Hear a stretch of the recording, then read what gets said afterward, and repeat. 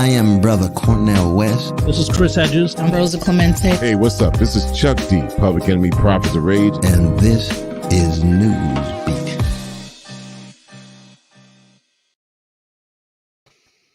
Yes, indeed. Yes, indeed. Check 1, 2. It is indeed This Week in Social Justice, presented by the Newsbeat podcast. It is I, your host and producer of Newsbeat, Manny Faces, joined as always by the inimitable managing editor and editor-in-chief, Rashed Mian and Christopher Tawarski, respectively. Gentlemen, good evening. Good evening. Good afternoon.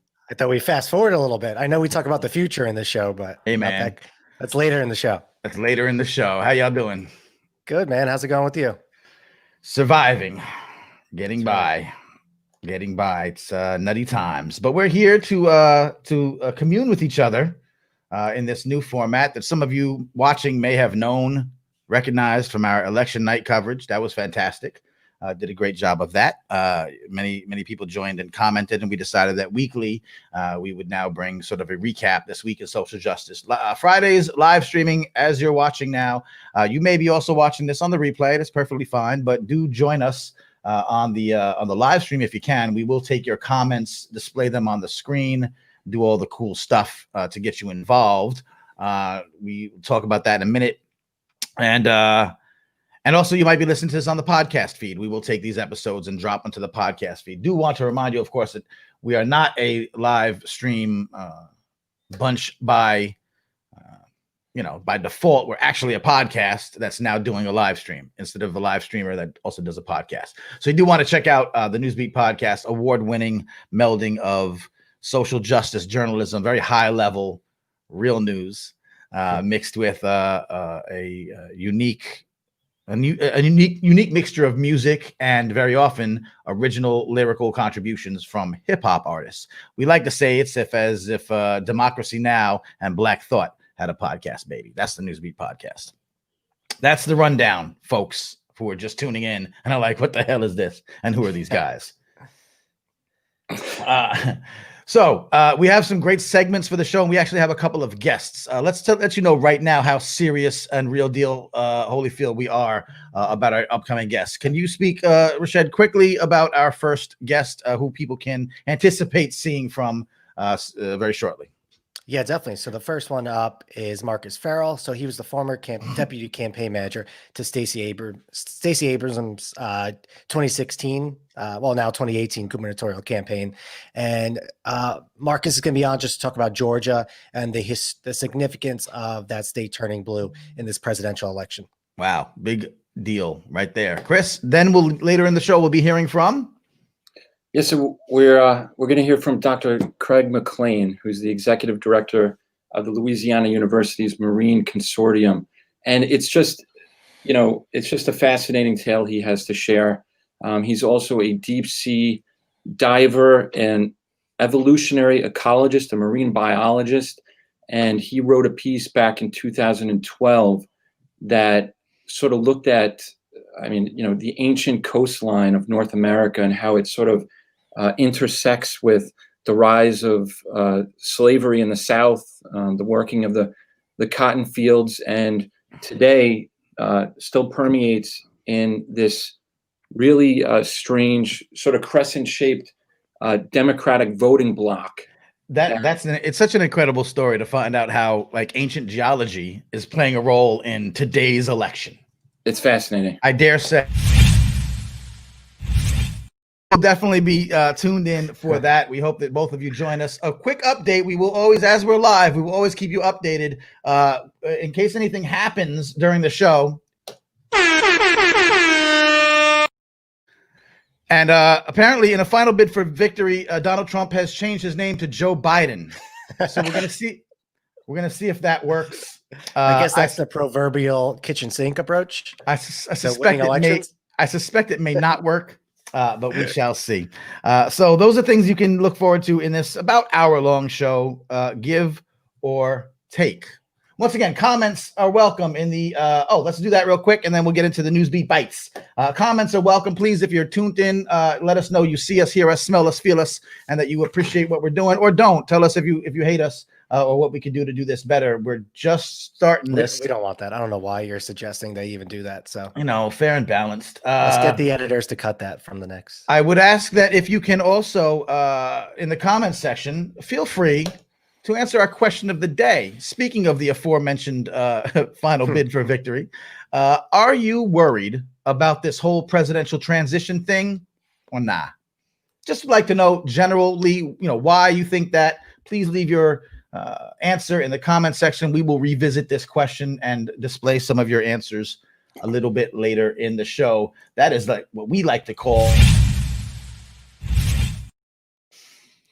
So moving on, social justice is the name of the show. It's in the name of the show.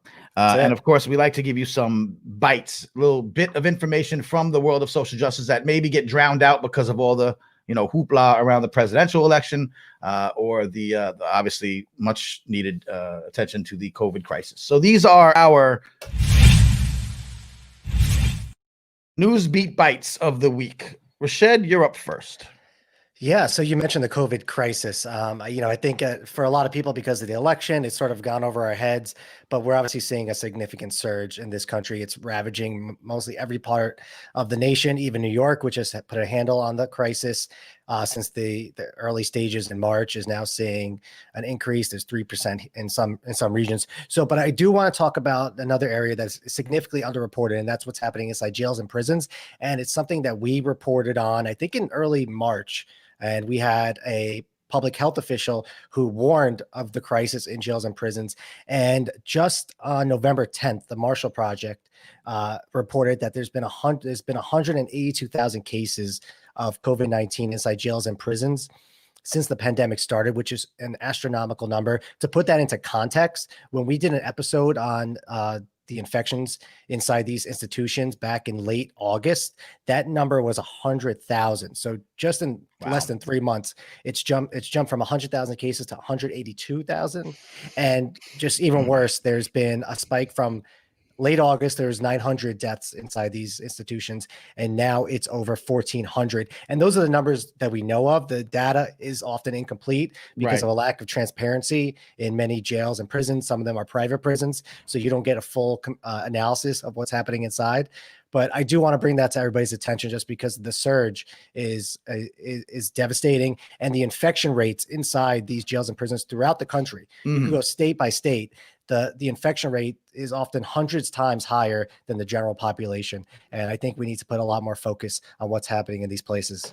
I want to remind people that, again, we are a podcast that covers these issues. We've been doing it for several years. So when you hear today, or, maybe, dribs and drabs of the news getting out about the COVID infections in jail and prisons, which isn't really talked about that much, you might find it in some, progressive outlets. We've been covering this, and we do this with some skill. We've had entire episodes about it. You could find those episodes, also a couple of special bonus episodes about this issue specifically, again, with Dr. Homer Venters and other real experts in the field. And we also have on our site, that's on our podcast feed, so please find Newsbeat wherever you find podcasts. We also have an entire COVID-19 section on our website, which actually all of the episodes that we've done that have touched on COVID-19, including how racism fuels higher coronavirus death rates. Again, very early on this, we were talking about this in March. Expert warns of perilous coronavirus threat in jails and prisons. And so we were on it. We continue to be on it. And we welcome you all to check it out, to find out more about these issues as they become more and more prevalent, unfortunately. Yeah. Manny, can I just add one more thing? Please do. You mentioned the death sentence episode. I do want to note that an important part of that episode was to talk about how officials, both inside the jails and prisons and police departments, had, in the early stages of the pandemic, tried to lessen the blow. They were releasing people. They weren't arresting or charging as many people as they once would, so to make sure that there was less people inside jails and prisons. But once the summer started and people's minds started to sort of move away from the virus, we saw, especially doing great reporting from the Prison Policy Initiative, showed that those policies had basically reversed, and more people were entering these correctional facilities. Yeah. A stunning story within a story. Yeah. You know what I mean? So thank you for that tidbit. Again, news bites that are tied into some of the work we do. The Marshall Project, once again, has a great look at this currently, and they continuously, again, we get you on the podcast tip. I would recommend the Marshall Project for those who are interested in finding out more about this particular topic. They do a great job.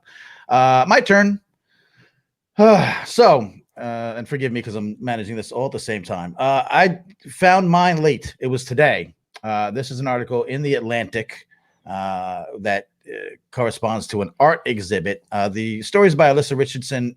She interviewed Amber Ford, who has put together a really stunning art exhibit. I'll read from the actual exhibit page, which you can find at ambernford.com. It's called Mistaken Identity. In Mistaken Identity, Amber Ford focuses on the everyday items that have led to the deaths of people of color at the hands of law enforcement officers.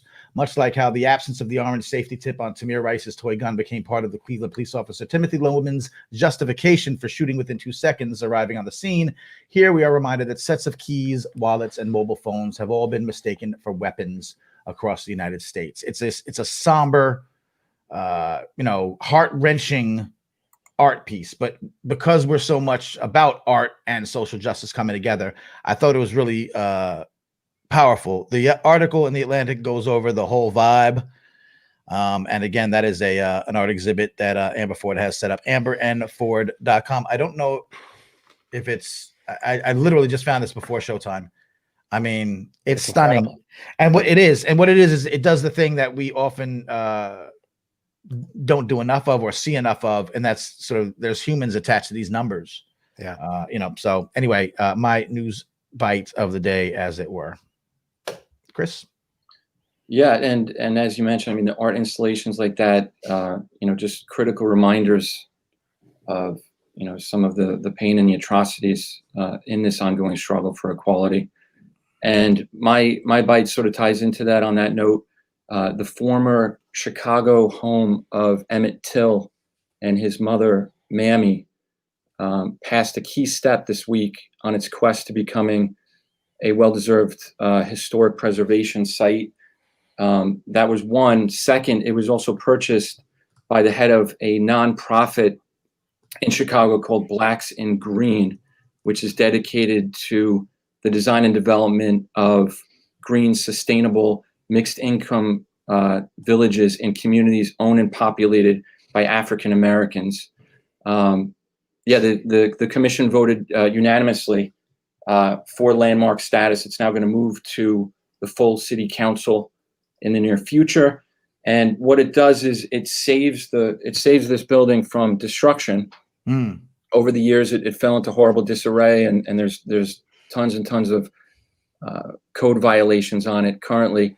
But the nonprofit, the goal is to transform it into an international heritage pilgrimage site, one that will, quote, lift up the story of the Great Migration as told through the lens of Till and his family. And, obviously Emmett Till, you mentioned Tamir Rice. I think he was 12 when he was killed. Emmett Till was 14 years old on August 28th, 1955, when he went down to Mississippi to visit relatives, was kidnapped, brutally tortured, mutilated, murdered, lynched. And his mother, Mammy, took the incredibly unimaginable decision, but to have an open casket funeral for him, which galvanized the civil rights movement. It shed light. There was over 100,000 viewers of his body, and it sparked, you might even be able to say, a couple months later was the Montgomery bus boycott, where Rosa Parks cited Till's death in her motivation to not give up that seat. And Till, obviously, it was allegedly because he whistled at a white woman. Which is a story which obviously, as was recanted over time.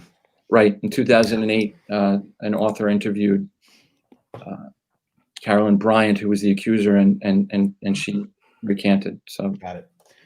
Well, good news for that historical landmark. And there rounds up some beat bites, some stuff you might not have heard of, because every other news outlet is feverishly covering the fact that in a final bid for victory, Donald Trump has changed his name to Joe Biden. Now, how do all the fraudulent lawsuits fit into that? I guess that is fake news, by the way. Just letting y'all know.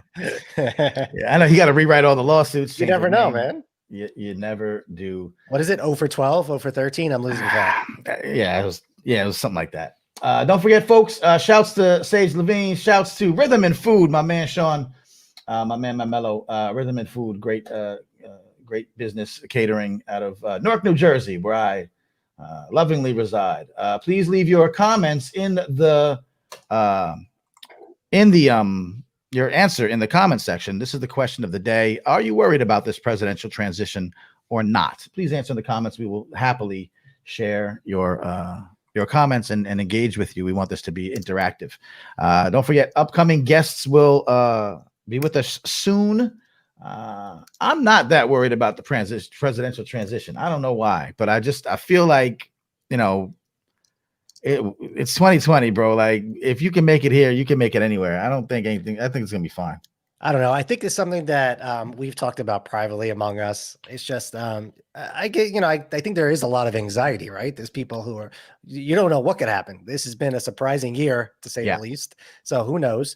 But I think some people should look at the articles talking about the donations related to this bid to try to overturn the election via the courts, and see what potentially maybe there's a different story to this than just trying to legally adjust the vote count. Right. It's stretching it out and collecting some dough. In other words, I get the Trump emails, by the way, all the, hey, you got to help us.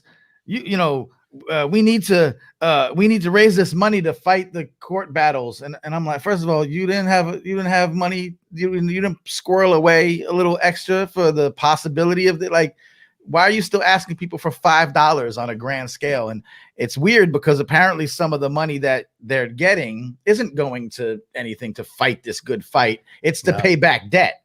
Yeah. Well, the small dollar donations are also going to a new PAC. Right, that was created by so it's a new PAC. So even the people who are supporting the campaign or the current president, they're not actually getting their money going to where their money is supposed to be going. So the grift continues, and I don't feel bad. I kind of do feel bad. I mean, it's the year of the grift. You gotta see these things coming. I think people are getting taken advantage of, and all their hard worked $5 donations are going to something other than court battles. And I mean, obviously the ultimate come to Jesus moment being the inauguration, right? Because that's the moment where either somebody has to leave or be taken out, right? I mean, be escorted out, right? I mean, so I mean, who knows what's gonna happen? I mean, I think he'll be cop and pleased before then. I think he's gonna say, listen, I lost, but I didn't lose fairly, and the system is rigged against me. Deep state can't get out of it. We'll be back in 2024, coming at you, and we'll see what. Phil in the comment section has an interesting take. He's worried about the long-term effects on democracy. Right. Okay, that's valid. Yeah, you've already seen polls that show a majority of Republicans. I know. I guess you never know with polls these days, but there are some polls that show that the majority think that the election was in some ways fraudulent or not fair. There was specific wording they used in the poll. So are people going to trust elections going forward? But there's been a lot of pushback. I think you had a consortium of federal, state, and local organizations that pay attention to the election system and came out and said this was the most transparent and flawless election in modern history. Right. Yeah. I mean, you also have, you also have the Secretary of State in public remarks stating, "Oh, we're looking forward to a smooth transition to the second Trump administration." I mean, what does that do, to there was that worldwide view, Yeah. I know that we're waiting on to see if Marcus is going to sign on. I don't know if he's having technical trouble. No, we're going to do that. Let's get one more comment in. We are waiting for Marcus. We also have Dr. Craig McClain joining us very shortly. As we said, very exciting guests, not just us bantering, but shouts to Lisa also on the check-in with the question of the day. And please continue to leave your comments. We will recircle back around and get you on the show if you have left a comment. So here's Lisa saying she's almost fully disassociated as a coping mechanism. So maybe not as anxious as she should be. But That the makes fundraising sense. reminds her of Jill Stein's con in 2016 when she raised money to fund a recount, but pocketed the funds instead. Wow. The Wow. grift. Saucy. Hey, listen, man, there's a lot of funny things happening in politics, one way or the other. So again, not going to tell you how to think, but please do continue to leave your comments on this. It's an important subject, and a lot of people are thinking about it, and some people are certainly inside baseball engaged, like how we are, and some may not be. So we're going to help you decipher some of it. All right. So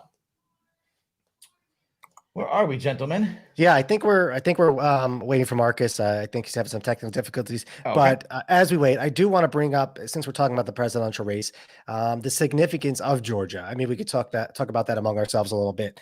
And it's, it was just huge to watch. I think we were doing our 5-hour long election special, and I was here watching that New York Times ticker going back and forth. And at one point they had Georgia leaning Trump, and then it shifted toward Biden later in the night. And then it just sort of paused. And then eventually we learned that, all these absentee ballots from some of these areas in Atlanta and the suburbs of Atlanta were coming in, disproportionately for the Democrats and for Biden.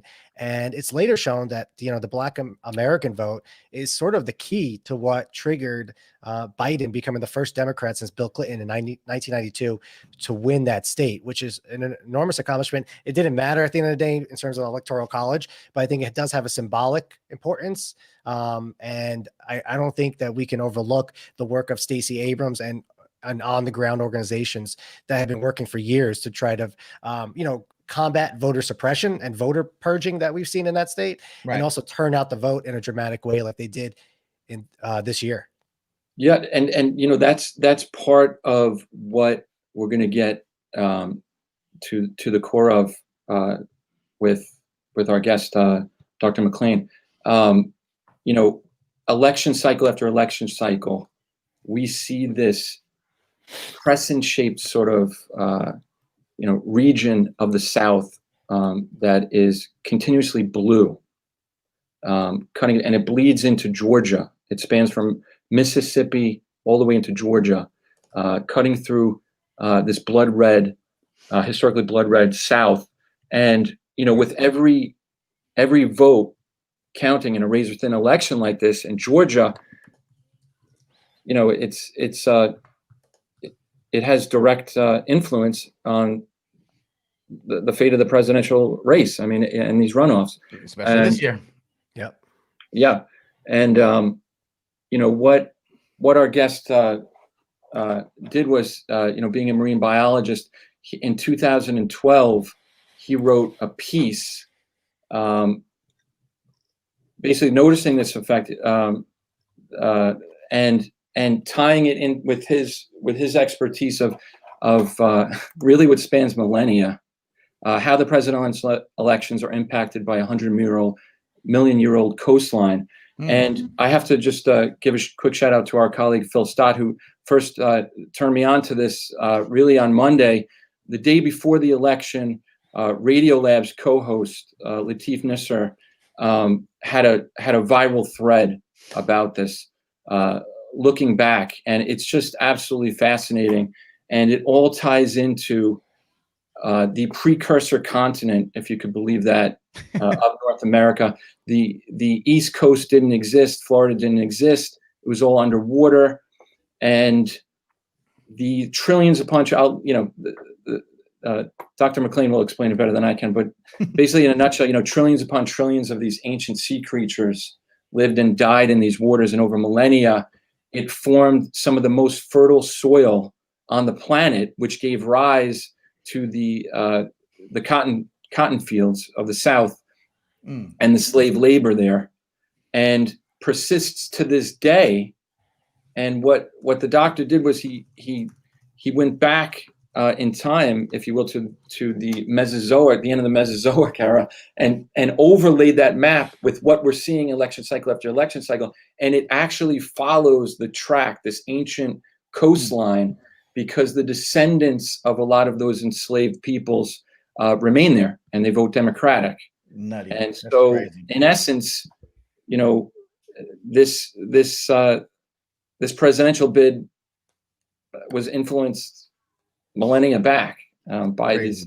It's just, you know, it's this rare convergence, I would imagine, of anthropology and marine biology and political science, and which actually is helping determine the fate of the country now. Right. That's great. Like I said, we like to say that the podcast is a mix of, you know, of social justice journalism and music. And now we're talking about like sociology and geology and all these sciences coming together in a way that most people would not expect, I think. So with that said, Dr. McClain is going to join us, and we'll hear more about this fascinating topic.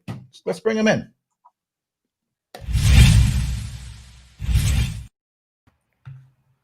Doctor, thanks so much for joining us today. Thank you so much for having me. How are you doing today, gentlemen? Great. We really appreciate you taking the time out. No worries. My pleasure. Yeah. So as you might have just heard, I was only turned on to this a couple of days ago, and I just found it so fascinating. And, you know, in that thread from Radiolab that went viral, your piece was one of the core sources of that. And so firstly, you know, how did you recognize this? What inspired you to even think this way? And secondly, if you could just walk viewers a little bit through your findings. So, right. So back in, I would say 2012, I had a colleague so I'm a marine biologist, but I have a colleague who's a paleobiologist. And he was the one who he had went to a conference that had heard somebody talk about this and highlight this as a potential pattern. And he sort of turned me onto it as a really fascinating story. And then from there, I kind of dug down into actually looking at the maps and trying to build out the narrative of this. And so, it sort of ties so much of what happens now sociologically, economically, you know, politically is shaped by the environment, shaped by geology, things that occurred millions and millions of years ago. And this is one of those types of stories. And so, I mean, I like to think of, let's take a step back and perhaps start off with a couple of different counties. So let's start off with Hale County in Alabama and Bamberg County in South Carolina. Now, these two counties are about 450 miles apart. They both have populations around 16,000 or so. And they are both about 60% African-American. You know, they are poor southern counties. They have they're well below the state's median incomes. Unfortunately, they're both named after Confederate officers. Not an unusual precedent in the South, but the interesting thing about them, though, is that in almost every presidential election since the 70s, both of those counties have voted Democrat. They're well over 50% Democrat every single election, including the last one. I was just checking this morning in preparation for this to make sure that also holds. And so the question is why do these two counties in the South, in a traditionally Republican-leaning regions, why would these two counties be unique in a whole string of counties through the South that along a belt, that why would they vote Democrat? Well, so it sort of goes back to a 100-million-year-old coastline that used to exist. So if you go back to the Cretaceous period, starting around 139 million years ago up to about 65 million years ago, most of the southern part of the U.S. was covered by shallow seas. Now, this is also a warm phase of our climate, and so this is extremely warm oceans as well. And so these warm tropical waters, they give rise to a variety of tiny marine plankton that have these carbonate skeletons. And over time, those accumulated in these massive chalk formations around at that point, these coasts. And that chalk was alkaline, it was porous, which eventually led to sort of these well-drained and fertile soils along this belt. in a band that sort of mirrors this ancient coastline. And that became an arc of sort of rich and dark soils throughout the South, and particularly in Alabama, which, because of those dark, rich soils, that band became known as the Black Belt for the soils originally. And in fact, Booker T. Washington in his 1901 autobiography even mentioned the concept that this was sort of termed, that was designated as the Black Belt. Now, because the soils in these areas were so productive, then they were productive regions and productive belt for cotton. And in a time when cotton production was heavy throughout the South, these regions, would have orders of magnitude more cotton production. And so because of that high cotton production, that's where most of the larger Southern slavery plantations were. And of course, the higher proportions of slaves to sort of accommodate that increased cotton production. And then of course, over time, as time goes on and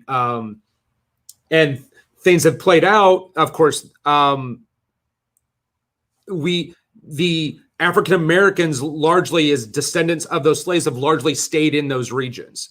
And so those counties continue to have a very high African American population compared to the South. And so of course, as African Americans typically lean Democrat in their voting patterns, those counties continue to represent a band of Democratic voting throughout the South. Interestingly, if you, I don't know if you can bring back up the map of county voting patterns that you showed a little while ago. Right there, if you also notice along the Mississippi, right? So this is also an area of heavy agricultural production. Again, not tied to that ancient coastline, but those are areas also of traditionally increased cotton production, increased plantations, and increased African American populations. And so by another sort of environmental process, they're just being the rich, fertile soils along the Mississippi River, you get somewhat of a similar pattern.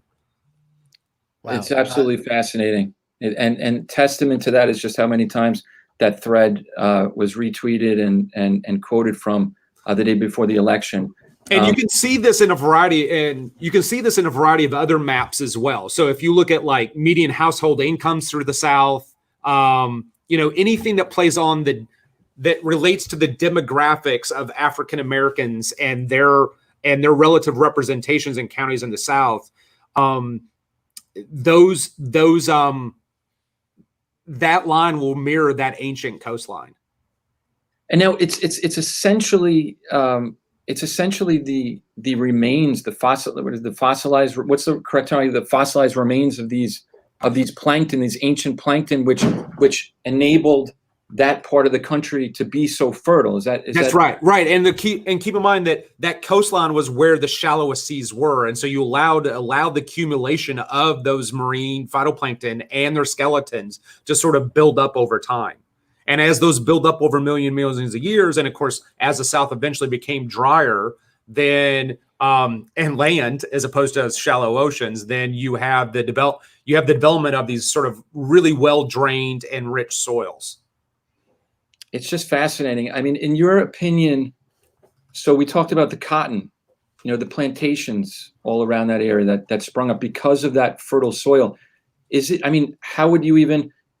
possible to state that without that chalk, without that rich soil, without those ancient fossil deposits, that the cotton would not have been the major cash crop it was in the South? I mean, it's still, keep in mind that cotton production throughout the South is heavy. And I don't want to seem to suggest that this is the only band in which cotton production occurred. Right. It is that the sort of size of the cotton crop in those counties was historically much, much higher. And so the density and the size of the plantations and the slave labor that was needed to keep up that density and size of those plantations led to this sort of current pattern. It's fascinating. But by no means are plantations in the South or or slavery limited to just that single band. Oh, sure.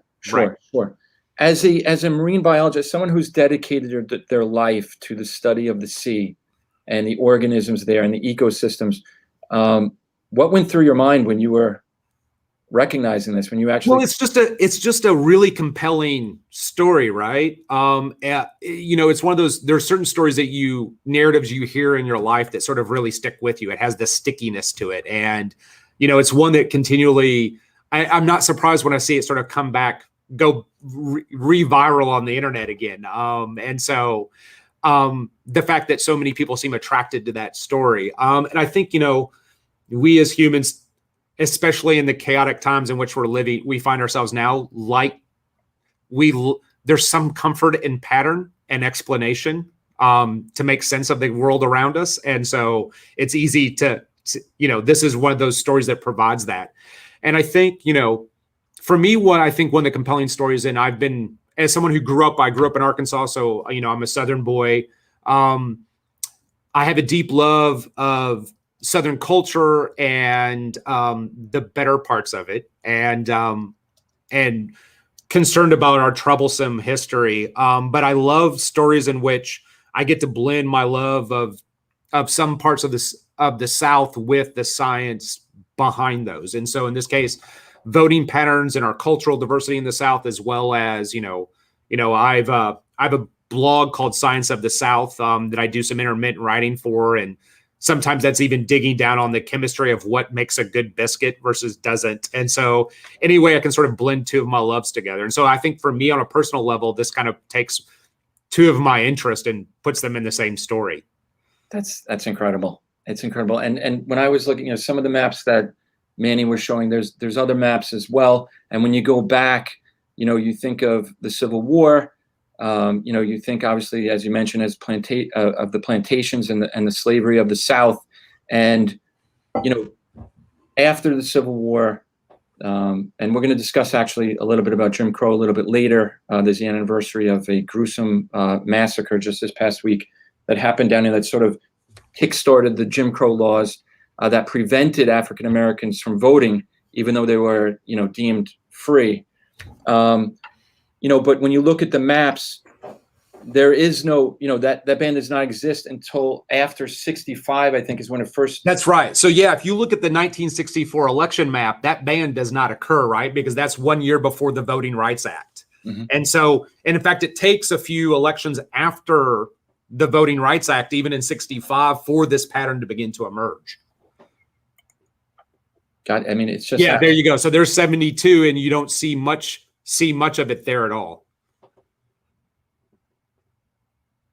It's just. I think what's important, what I find interesting is the fact that, we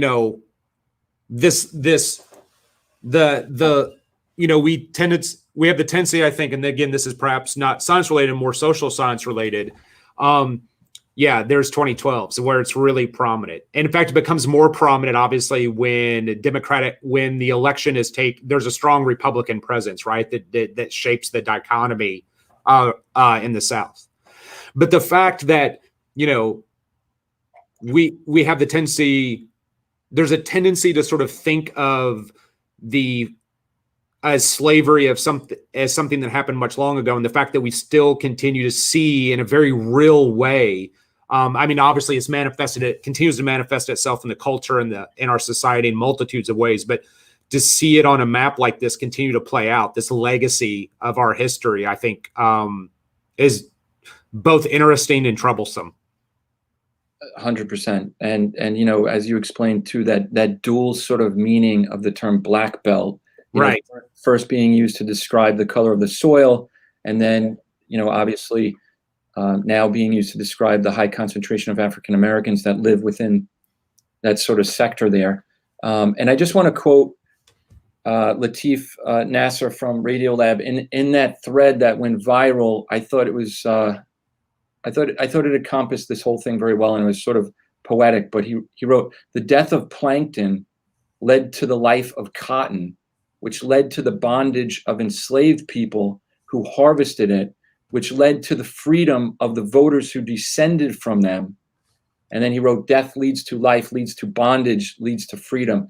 I mean, it's just, it's incredible on so many different levels. Yeah, and I really enjoyed that thread. It's always I love when, you know, I mean, obviously the way that he heard of what it was from Robert Korowich, who had posted my original story on his blog, but I love to hear this story come alive through new voices. And so his stream on Twitter was a really nice retelling and perhaps a lot more articulate telling of the original story.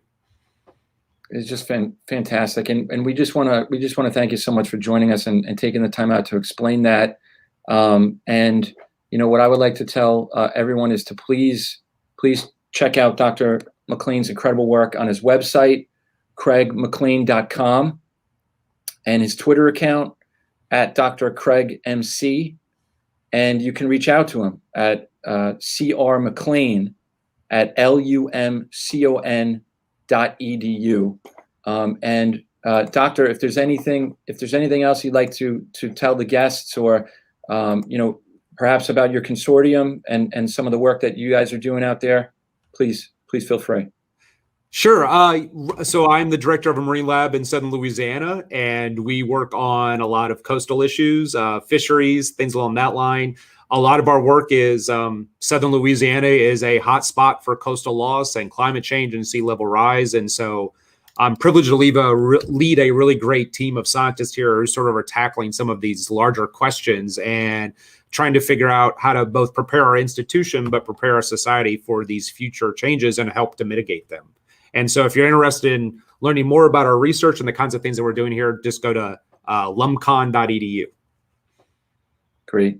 Doctor, thanks again. Thank you so much. Thank you so much for the honor. Yeah, I appreciate it. Take care. Well. I mean, just absolutely. I mean, what a fascinating story. The more you think about it, it's just, it ties in, it intersects so many different sciences and realms of thought. And I will say this, but it was very informative, and it's amazing how like geology, you know, biology from literally millions of years ago could possibly affect sociology and our down to the counties that vote Democratic that may have turned a state blue. It's a great story. Again, we'll have the link in the, I'll put the link in the comments here just in case anybody wants to check it out. But you can search for it. Just kind of search for that headline. You're not going to get any other stories with that headline. So and shouts out again to Radiolab. I mean, obviously we're all indeed big fans, and as the doctor said, I mean, taking a story and then sort of resurrecting it, giving it new life. Obviously, very, very consequential ramifications just even last week. So it's just 100%. It's crazy. Incredible. Good story. Great find, Chris. And thank you for that, Dr. McClain. Don't forget our listeners, our wonderful people watching and listening on the live stream. You can catch us on the replay if you might be doing so. But if you're live, you get the special bonus of able to throw your 2 cents into the mix and answer the question. We've had a couple of comments so far. People not generally worried about this, but are you worried about this presidential transition that's been thrown into flux? I just got an alert that the Arizona lawsuit has been dropped. Lawyers for the president's campaign dropped the lawsuit in Arizona. So one less, thing, I guess, mucking up the works. We had a comment earlier from Mr. Jed Morey, who suggested that he is not worried. They'll build a shadow government on the side, take over January 21st, wash through executive orders to undo literally anything Trump did in the past 4 years. Then the Democrats will eat their own, push out all progressive reform, and hand back keys in 4 years. I mean, just a repetitive cycle, I guess. He's probably right, y'all. Shouts to Jed Morey. And matter of fact, while we're here, shouts to Jed Morey. Shouts to, that was from earlier. I don't know if he's tuned in and turned up with us now. But shouts to the entire family at Morey Creative Studios. They are our parent family. I don't want to say parent company, but our parent family. And of course, Mori Creative Studios specializes in digital marketing. They're a diamond level solutions partner with HubSpot, which is a fantastic ecosystem for building businesses, building marketing for your business. So if you're medium, large scale kind of business and you're looking for ways to expand your footprint, expand your reach, expand your growth, and as you can see there, do it with a bit of good. The mantra for Mori Creative Studios is to grow for good. So not just grow, but to do good in the world along the way. Hence why we're connected and birthed from their loins. You can check out the Grow for Good podcast as a fine example of exactly what we're talking about, where the aforementioned Mr.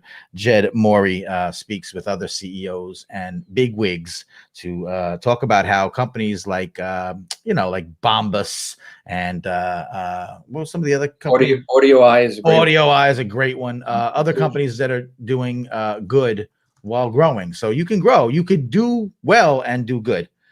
So shouts to Mori Creative Studios. You can find them at moricreative.com, and you can find the very exceptional Grow for Good podcast wherever you find delicious podcasts like Newsbeat. Now, one of the things that came up today, which I was personally kind of fascinated with, and do continue, folks, to answer the question of the day as I flip through all the possible screen variations that I can do here.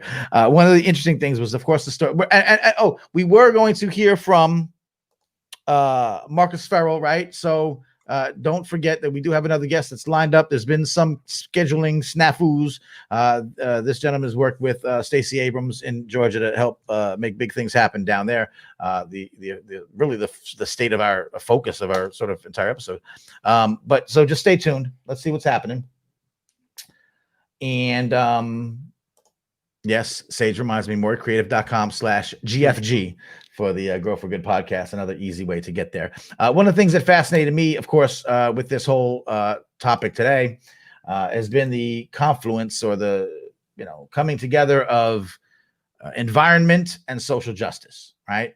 So we talked about this. Again, Newsbeat is a podcast, y'all. We don't just look pretty on Facebook. And YouTube, although we do that as well. But we are a full-fledged podcast, and we've been covering these issues for a very, very long time. One of the episodes that we have covered that delves into the connection of environment and racism and social justice are these. Is this, rather. Redlining and climate change, a deadly combination, where we touched upon the... Set it up, Rashad, and then I'll throw on the clip so that people let people know what the hell we're talking about. Yeah, sure. It was a really interesting story. It came out of a study that was done out of, I want to say, Portland State University, among other institutions, where they basically found that the formerly redline areas in this country, dating back to the 1930s, were those that were experiencing the most harmful effects of climate change, especially extreme heat, which actually kills more people than any other climate event annually. But you don't really hear about it. When a hurricane rolls through, a tornado, you see the death toll, but you don't see the death toll traditionally from the excessive summer heat. And so they basically found a connection between a racist housing policy and the devastating effects of climate change. It's an incredible again, not the kind of thing that you would look into. I do want to say that we looked into it several months before it made a little bit of noise. There's some rag, some small publication, New York Times. I think I could find it somewhere. I don't know. New York Times touched upon this several months after we did. We think they might be bugging, or we think there's a mole. We think there's a mole. I just want to mention on that, also, in line with the episode, they talked about this this concept of heat islands, right?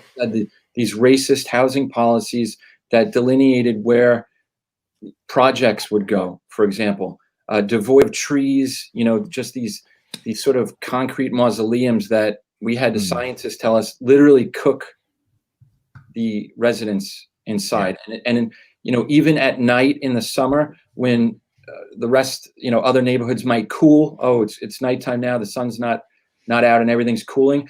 The temperature actually still incrementally increases. Right. Even at night. Right. So it's just, So it's because we know the typical story of redlining and housing denials for minorities, people of color, families of color throughout the years, and we know that stops you from gaining generational wealth, and we know that stops you from having a better education for your children, and the cycle of poverty and all these things. But to find out that not on top of that, and rather purposefully or insidiously so, your health is being affected quite drastically. And in fact, that alone leads to some of the later episodes that we did with the effect of coronavirus on these communities having a much sharper, much more tragic impact. Yes? Yeah, and I think I like you use the word insidious, because when you think about it that way, I mean, it was racist. These were deliberate policies meant to keep minority people in one spot of a city or a town or a state. And it's the policies now of our generation not addressing climate change in a significant way is now actually killing people. Right. And I think you got to triple down on the racism now. Yeah, you got to triple down. Yeah, I think the stat that they had in the study was something like the 94% of the areas or the communities that they studied showed the higher temperatures due to climate change. It's really fascinating. Yeah. And of course, on this episode, we had our artist in resident, Silent Night, translate all of this into just, incredible verses. This is where you're going to hear, folks. If you don't know already, in the immortal words of Mr. Smalls, if you don't know, now you'll know. I paraphrased. I know the real line, but this will be an excerpt from that episode to show you what we do at Newsbeat, where we take these stories that you may not have heard of, these social justice aligned stories, we meld them over music with a score that's sort of like a musical score, like listening to like watching a movie and the music underneath, and then the brilliant lyrical contributions from our artist friends that contribute to these episodes help, as you say, Chris, translate or emphasize or put a real exclamation point on the issues through the use of music and lyrics. Here, people kindly enjoy a very, very brief snippet from redlining and climate change. And if you like that, you will be subscribing to the Newsbeat podcast for free wherever you find fantastic, delicious podcasts. Here it is, y'all. In many ways, if the planet is getting warmer and we're seeing more frequent, more intense, and longer duration heat waves, then in many ways we are encountering what I would call a public health crisis that's very preventable. This is one of the most preventable natural hazards that we could encounter, and yet we are still seeing people die unnecessarily across the country. Studies across the country, caught on Front Street to the up-team. It's more than just a little musty, you're uncomfy. Keep getting too much heat. Sounding like a Trump speech, denying climate. No canopies or brush trees inside them riots. Denying bias while they flying by us. I hide behind the same tight lies. Well, time's up. Few degrees Fahrenheit up, you might bust. That's what pressure does, makes the pipes bust. That's why there's hell up in Harlem, that's why we starving. That's why they spit the same jargon, that's why we marching. That's why the Bronx was burning, it's not arson. That's why they carpet bagging and why they carbon overheating. And the heat in the apartment is like a swamp and they don't even care. It's the biggest market. Is it possible that pollution... So there you have it. Once again, an excerpt from Redlining and Climate Change episode of Newsbeat, the award-winning podcast that melds social justice journalism with music and original hip-hop lyrics by incredible, brilliant contributors such as Silent Night. Shouts to SK, our artist in residence, along with Liquid, who's touched down on a number of episodes. You can find us at usnewsbeat.com. or, of course, wherever you subscribe to podcasts. Newsbeat, 2 words, 1 love. Make sure you find us, subscribe to us, rate us, review us, tell all your friends. It's all to the good when we have family tuned in and listening to what we are doing. That was our... I'm supposed to do that beforehand, but it's all good. That was our episode spotlight for the week, redlining and climate change, as we learn more about the effects of the environment, not only from millions of years ago, but from like 50. So, yep.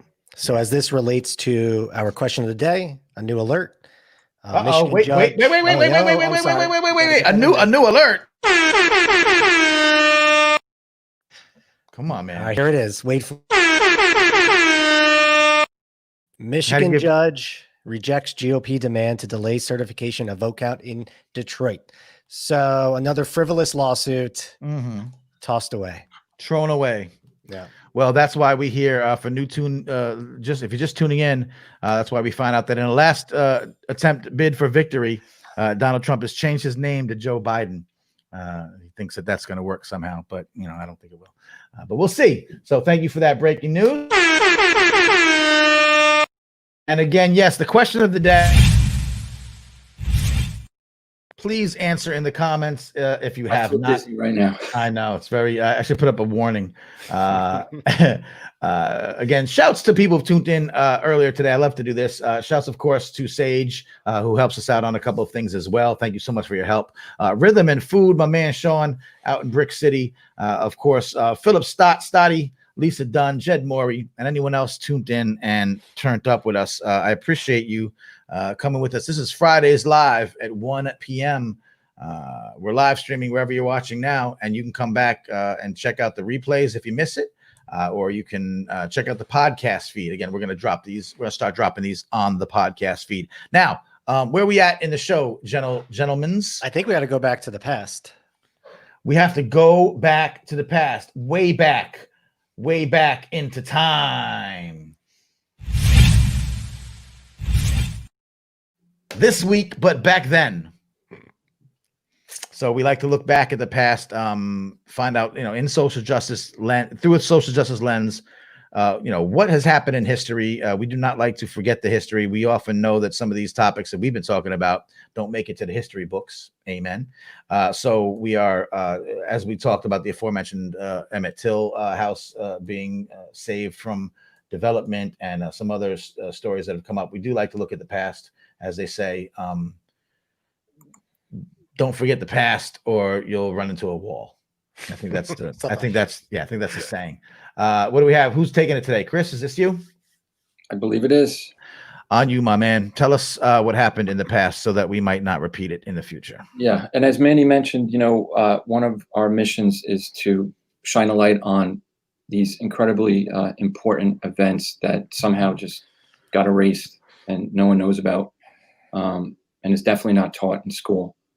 So 122 years ago, on November 10th, is what is known as the Wilmington, North Carolina insurrection, otherwise known as the Wilmington Massacre, where it basically stands as potentially the only true coup on a municipality within the United States domestic soil. We'll have episodes in the future talking about all the coups that the U.S. has launched across the globe.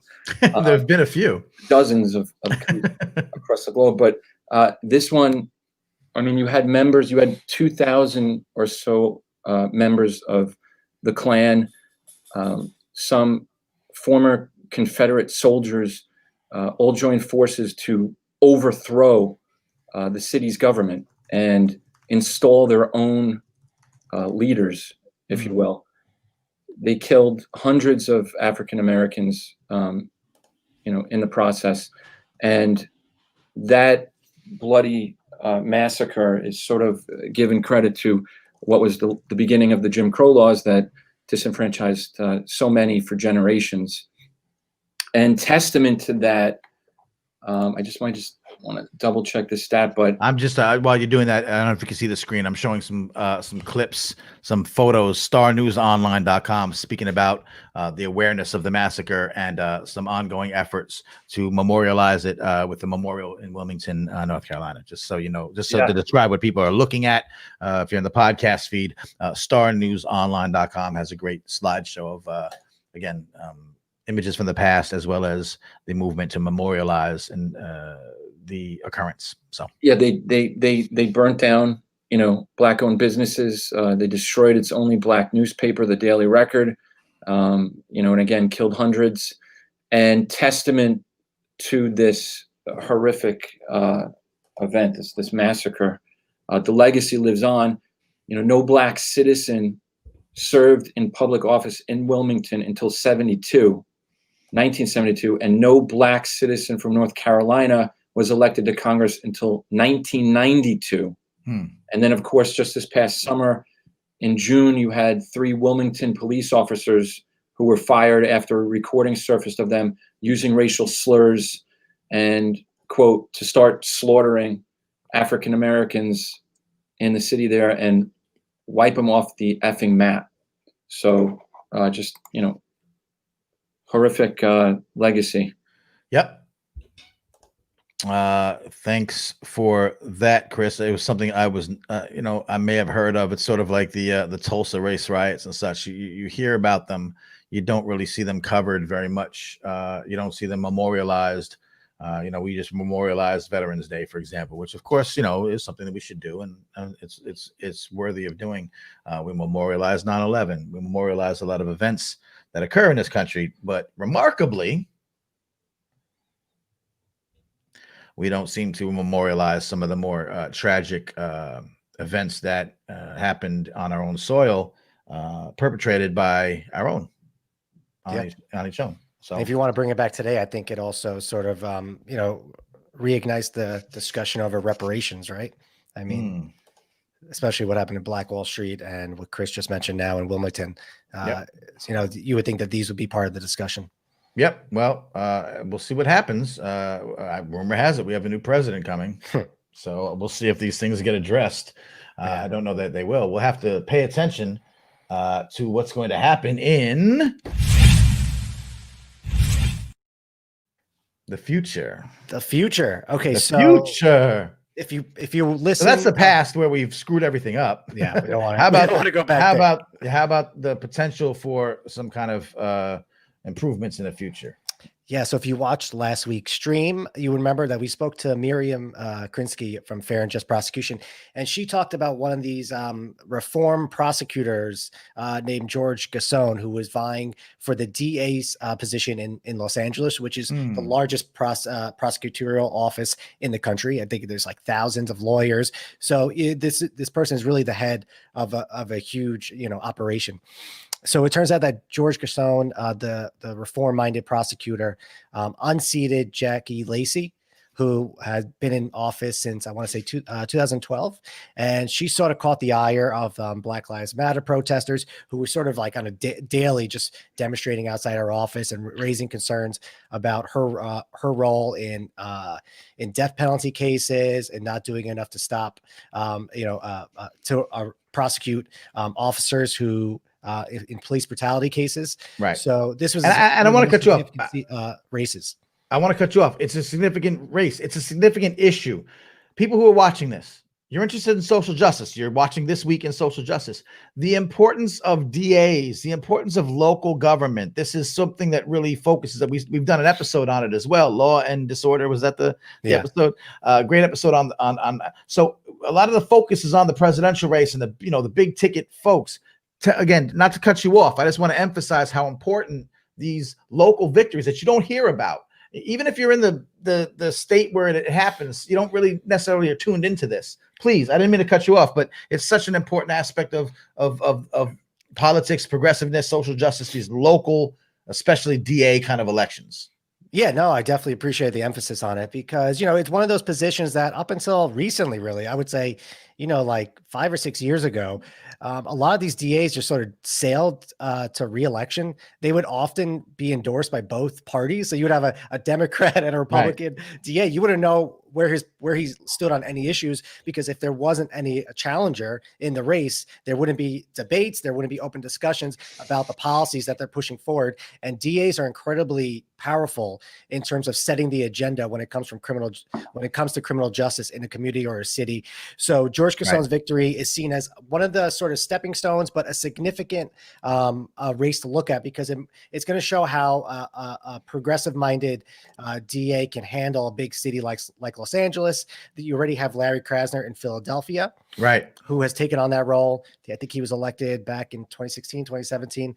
So, and then just to talk about Gasson really quick, he wants to stop the use of the death penalty in LA. And I think there was a report out that said Jackie Lacey, since her time in office, had sent 22 men to death row during her time. He wants to increase accountability for police departments and decriminalize mental health. And that's another issue that we covered on a Newsbeat episode in terms of the disproportionate number of people in jails and prisons who have a mental health issue. Right. And, and I think this is important too. The Black Lives Matter protesters that I had mentioned earlier, who were demonstrating outside Lacey's office, have said that they're going to do the same thing once Gasson is in office, because they want to keep up the pressure.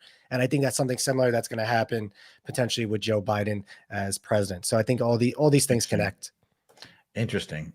So yeah, I was, again, this was late breaking, right? This kind of came. Yeah, it's funny. So when we were interviewing Miriam last Friday, the news broke. She mentioned right it after our conversation with her. So so we're very prescient. We were on top of the issue right before it broke. So I urge people.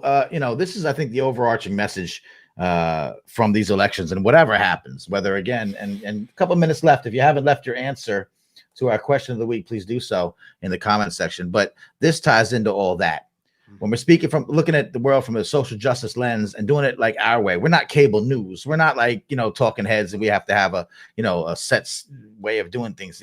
I'm just a regular dude. I'm just a guy. You guys are journalists. You're super smart, and you uncover all these things, and then we talk about it like real people to real people. So I appreciate the audience, and I appreciate people checking in and checking us out. Definitely. But that's the key here. All the hoopla is over the president and all the, president-y things.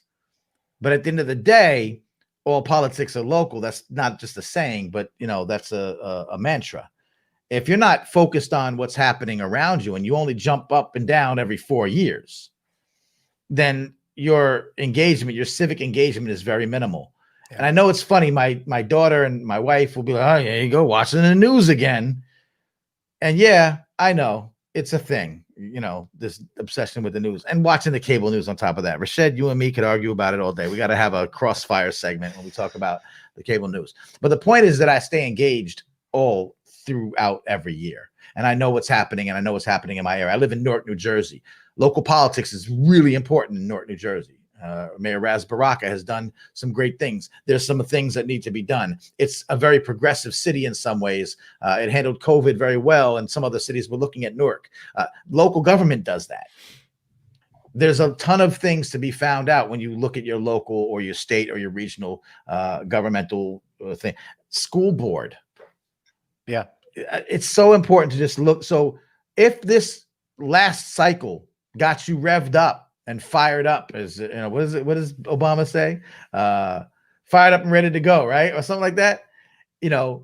Think about the same energy that we might have all had collectively to change the position at the top, which was very important. I don't know. I don't care how you look. I really don't care what side of the political fence you lean on. This election was important, because what one side was trying to do was really subvert democracy.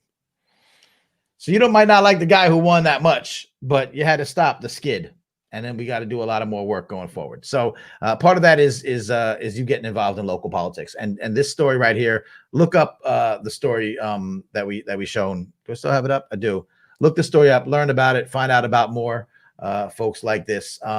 Yeah, and not only that, look up who your local district attorney is, 100%. and also find out how long they've been in office, because I guarantee you it's probably longer than 2 terms. And that's something. So I think we can guarantee that. And we do recommend listening to this episode. Yeah, definitely. And then look into who has been a challenger in those races, if there even has been. And then that's one way to get involved. Definitely. I would like to run for office unopposed. Yeah. Isn't that nice? For 6 election cycles in a row. I know. Well, apparently that news got to Donald Trump, because in a final bid for victory, Trump has decided to change his name to Joe Biden. Because if your name is Joe Biden, hold on, follow me now. So there is that as well. We are here every Friday doing this craziness. We hope that you enjoyed us. Once again, a couple of comments. I'll scroll through them from before. People who are either concerned or not so concerned about study, man. We don't got time for all this. This is a long comment, man. You got to bullet points or something, bro. But we'll come back. The question was like 8 words. I know. But thank you for your input, and everyone else who also joined in via Facebook or YouTube. I got something cool coming up at the end. Don't leave yet. Well, our unscientific poll says nobody's concerned. So there you go. There you go. All right. So very good. Yeah. Most people here are not too concerned. Jed thinks that it doesn't matter regardless. Yeah, the cycle, rinse, wash, and repeat kind of thing. He's probably right. Okay. So this went pretty well this week in social justice. Follow Newsbeat, the podcast. We don't have to tell you that. You guys are with us. And I think that's it. And don't just stop there. We got to rate and review. Yes, rate and review us. Let people know and share us. The rate and review is important, but really share. Just tell people what we're doing. I think it's really that's really helpful. I like the word of mouth advertising. I appreciate it. And I'm going to now play what will now be known as the most fantastic aspect of the show moving forward. Our quote of the week. Last week it was the inimitable Anderson Cooper equating President Trump to a fat turtle flailing on his back, which I thought was a great quote. Just, you don't hear. He's since apologized for it. I guess it was unjournalistic of him. I don't know if it was more of that. I think he just truly felt bad. So what if it's just a regular turtle? Was it like a fat shaming turtle? I think it was the overweight that probably. Okay, so a turtle. If he had just said turtle. Yeah, flailing in the hot sun. I don't think the sun had anything to do with it. Yeah, I think it was just the. It was poetic though. It really was. So this week I decided to do something non-political in respect and homage to the late great Alex Trebek. This is the quote of the week. As we let's rap, kids. Julia? I'll take let's rap, kids, for 200, please. Started from the bottom, now we're here. Started from the bottom, now the whole team here. Lily? What is Drake? Good. Back to you, Julia. Let's rap for 600, please. Buy a chopper and have a doctor on speed dial, I guess. Mad City. Julia. Who is Kendrick Lamar? Right. Let's rap for 800, please. 6 foot, 7 foot, 8 foot bunch. Young Money Militia, and I am the commissioner. You don't want to start wheezy because the F is for finisher. Alex. Who is Kanye West? No. Lily. Who's Lil Wayne? Lil Wayne, yeah. Let's rap for 400, please. They mad, they ain't famous. They mad, they still nameless. But we still hood famous. Yeah, we still hood famous. Julia? Who is Kanye West? Yes, and I hope I don't get an email from him. Go. Let's rap for 1,000. Panda, panda, panda, panda, panda, panda, panda. Lily. Who is Designer? Designer, yes, and that takes you up to 2,600. I was just getting into this rap thing. I'm not too good at it, but I was getting into it. We'll come back in a moment. Yes, indeed. Incredible, man. They basically swept that category. Once again. Rashad and I don't see these things prior to it going live, so like we're experiencing it just at the same time as you all. And yes, Mr. Trebek, you are still indeed hood famous. Rest in peace, our friend, everyone's friend, Mr. Alex Trebek. So, gentlemen, I think that brings us to the close. Take us out. This is This Week in Social. I don't have a closing thing. I was supposed to rectify that last week. But I had to make a new opener because we had a new image. I had to make. Wait, but you didn't make that. You didn't make that. We should start this whole thing over. I still made it. You didn't make that. The image was made. I made the movie with the music and the flipping back and forth. That's true. It was a team effort. Team effort. So you're gonna make a promise to the viewers for next week to close this out somehow. Yeah, I mean, I could just do this. Yeah, I mean, like if you really want to. Oh my god! But listen, we'll be back next Friday at 1 p.m. Live and direct right here on your YouTube dial or your Facebook dial. I guess we'll take it out with the countdown that we count you down in with. We'll count you down out with. My name is Manny Faces. That's Christopher Tawarski, the editor-in-chief of Newsbeat. Say hi. Say bye. That's Rashad Mian, managing editor. Peace, everybody. Yeah. It's your man, Manny Faces. I'll catch you next week, Friday, with my cohorts here as we take you out with the countdown to greatness, featuring some of our friends, our buddies. Peace. We'll see you next week. I am Brother Cornell West. This is Chris Hedges. I'm Rosa Clemente. Hey, what's up? This is Chuck D, Public Enemy Prophets of Rage. And this is News